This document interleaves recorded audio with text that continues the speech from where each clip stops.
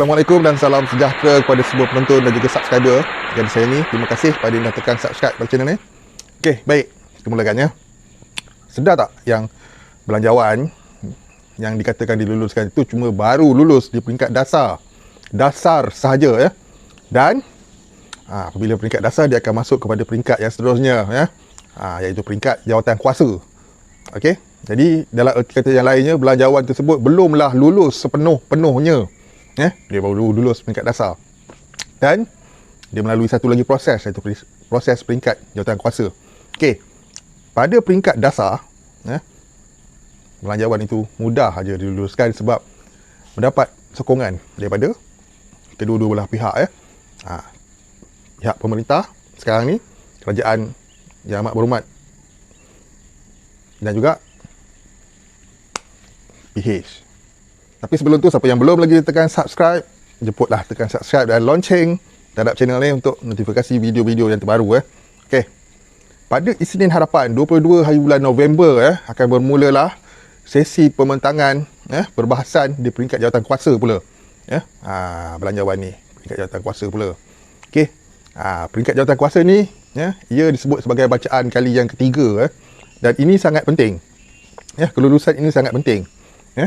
Okey. Dan pihak Pakatan Harapan, pengerusi Pakatan Harapan, tak lain tak bukan Datuk Seri Anwar Ibrahim, dah pun mengatakan sekiranya isu 100 juta dan tanah ni, kita panggil tanah gate tidak diperjelaskan secara terperinci tentang wang dan tanah tersebut, maka akibat buruk akan berlaku terhadap kerajaan. Apakah akibat buruk tu? Akibat buruknya tak lain dan tak bukannya, kita pun faham sistem demokrasi ni macam mana. Apabila satu belanjawan itu tidak disokong, maksudnya belanjawan itu gagal, maka keabsahan kerajaan tersebut boleh dipersoalkan. Okey, tentang hal isu keabsahan ni, dia boleh membawa kepada perlunya perletakan jawatan Perdana Menteri dan Menteri-Menteri Kabinetnya. Dekat situ kita boleh nampak pentingnya bila sistem belanjawan dibuat secara macam ni Okey, apa yang perlu dielakkan? Apa yang perlu dielakkan ialah undi belah bagi. Undi berbelah bagi ni dia boleh menjadi punca kegagalan belanjawan. Apabila belanjawan gagal, natijah dia itulah keabsahan itu akan hilang, akan diragui dan boleh membuat kepada menjurus kepada perlunya pembubaran dan peletakan jawatan PM dan menteri-menterinya. Itu satu hal. Apa yang perlu dielakkan? Apa yang perlu dielakkan ialah jangan biarkan undi berbelah bagi ni berlaku. Undi belah bagi tu panggil Macam mana nak elak? Kerajaan melalui Perdana Menteri perlu memperincikan tentang pemberian sebidang tanah dan wang kepada bekas Perdana Menteri. Kita pun sedia maklum, setiap bekas Perdana Menteri akan menerima ganjaran. Kalau nak dikirakan zaman Pak La, zaman semualah yang sebelum akan dapat sebidang tanah dan wang. Itu memang dia punya kata orang saraan saraan untuk bekas Perdana Menteri. Tapi untuk Datuk Seri Najib ni, dia terlalu tinggi nilainya. 100 juta. Jadi itu yang menimbulkan isu di kalangan ahli-ahli Parlimen Pakatan Harapan.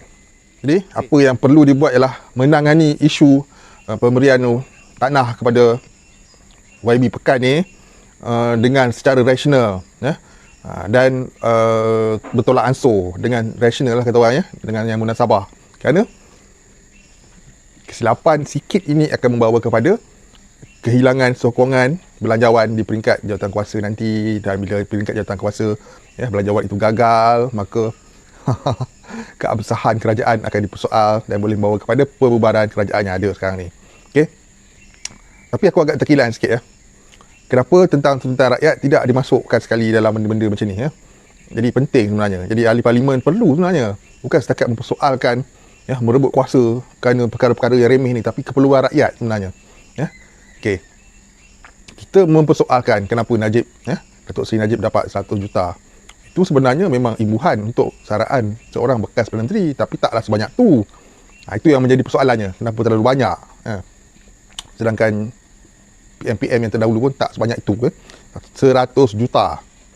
Banyak tu 1 juta tu boleh membantu rakyat juga sebenarnya kalau ditambah dalam bantuan BKM sebagai contoh.